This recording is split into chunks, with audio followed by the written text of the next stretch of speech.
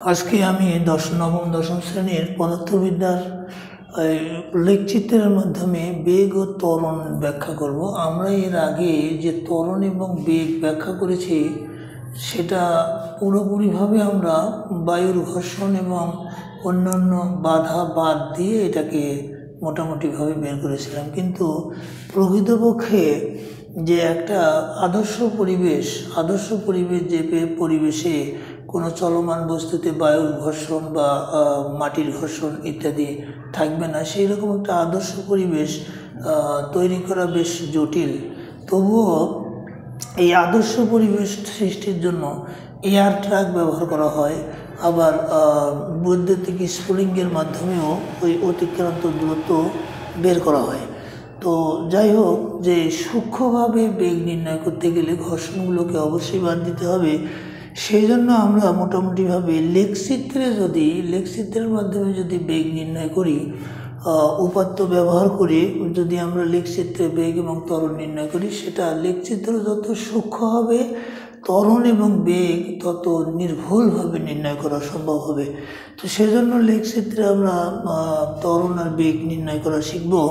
এখানে একটা টেবিল দেওয়া আছে, এই টেবিলে বলা আছে যে সময় সেকেন্ড, দূরত্ব মিটার, 0 সময় অতিক্রান্ত দূরত্ব 0 মিটার, 1 সেকেন্ডে অতিক্রান্ত দূরত্ব 1 মিটার, 2 সেকেন্ডে 4 মিটার, 3 সেকেন্ডে 9 মিটার, 4 সেকেন্ডে 16 মিটার, 5 সেকেন্ডে 25 মিটার। এই দূরত্বগুলো একটা ঘর্ষণবিহীন অর্থাৎ আদর্শ পরিবেশ থেকে মোটামুটি নেয়া।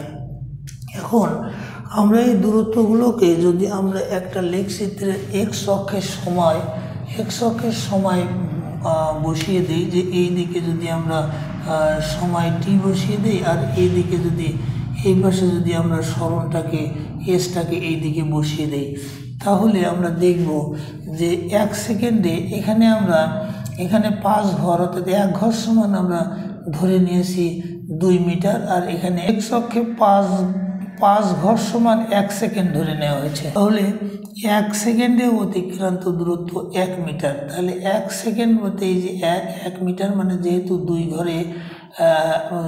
ঘরে 2 মিটার, কাজে 1 মিটার বলতে বোঝায় যে এই ঘরের অর্ধেকে এই জায়গায়। তাহলে 1 সেকেন্ডের দূরত্বটা এই জায়গায়। ওই রকম করে আমরা বলতে পারি যে 2 সেকেন্ড, 2 সেকেন্ডের দূরত্বটা এই জায়গায়, কারণ 2 সেকেন্ডে 4 মিটার হয়, 1 ঘর 2, তাহলে 2 ঘরে 4 মিটার।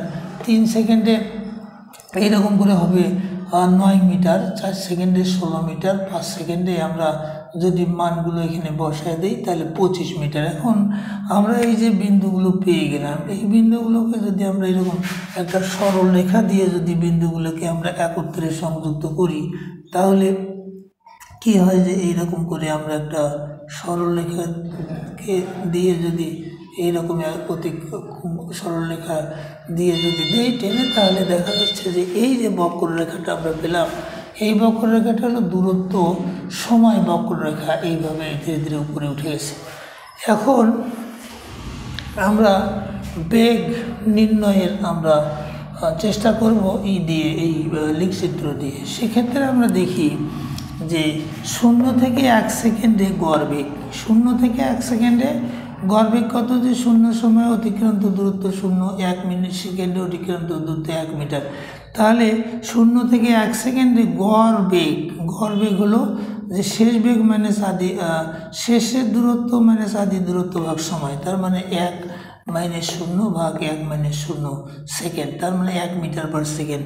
একইভাবে 1 থেকে 2 সেকেন্ড সময়ে গড় বেগ, এই যে 1 থেকে 2 সেকেন্ড সময়, তাহলে 2 সেকেন্ডে 4, আর 1 সেকেন্ডে 1, 4 থেকে 1 বিয়োগ করলে 3 হয়ে যায়, 2 থেকে 1 বিয়োগ করলে 1 হয়ে যায়।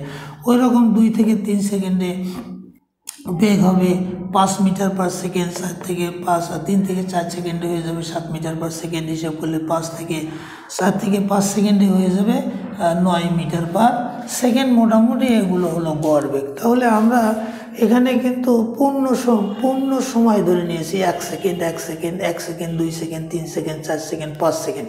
এখন পূর্ণ সময় না ধরে এই ডেটাগুলোকে যদি আমরা যদি মোটামুটি ফ্র্যাকশন সময়, যেমন 1 আর 0-এর মধ্যে অর্ধ সেকেন্ড কত, মাঝামাঝি 0.5 সেকেন্ড।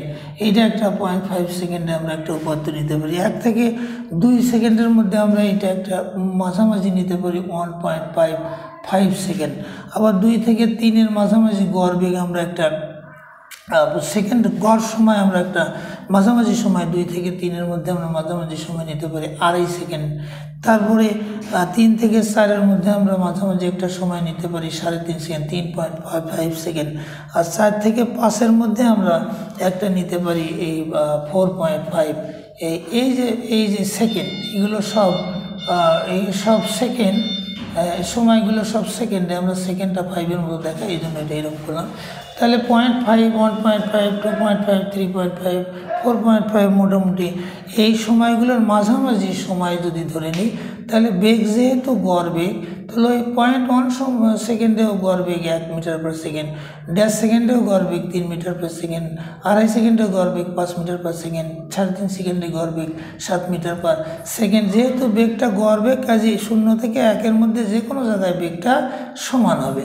এখন আমরা এই 0.5, 1.5, 2.5 এই ফ্র্যাকশনাল সময় অর্থাৎ মাঝামাঝি সময়টাকে যদি আমরা এক্স অক্ষে বসিয়ে দেই, তাহলে অতিক্রান্ত যে গড় বেগটাকে যদি আমরা ওয়াই অক্ষে বসিয়ে দেই, তাহলে আমরা এই 0.5-এর জন্য কি পেয়ে যাই, যে এখানে এক্স অক্ষের 5 ঘর সমান 1 সেকেন্ড, আর ওয়াই অক্ষেরও 5 ঘর সমান ওই 5 ঘর সমান 1 মিটার পার সেকেন্ড। অর্থাৎ 1 ঘর সমান বেগও 1 আর 1 ঘর সমান সেকেন্ডও 1 যদি হয়, তাহলে আমরা এখানে দেখতে পাচ্ছি যে 1 থেকে 0 থেকে 1 এর মাঝামাঝি হচ্ছে এই যে এই ঘর, অর্থাৎ 2.5 ঘর। 2.5 মানে এইটা এখান থেকে, তাহলে বেগ কত হবে, বেগ এখানে হবে 1। তাহলে এই যে এইখান থেকে এই যে 1 ঘর উঠে যাচ্ছে, তাহলে এই জায়গায় হচ্ছে মোটামুটিভাবে 0.5 সেকেন্ডে বেগের মান।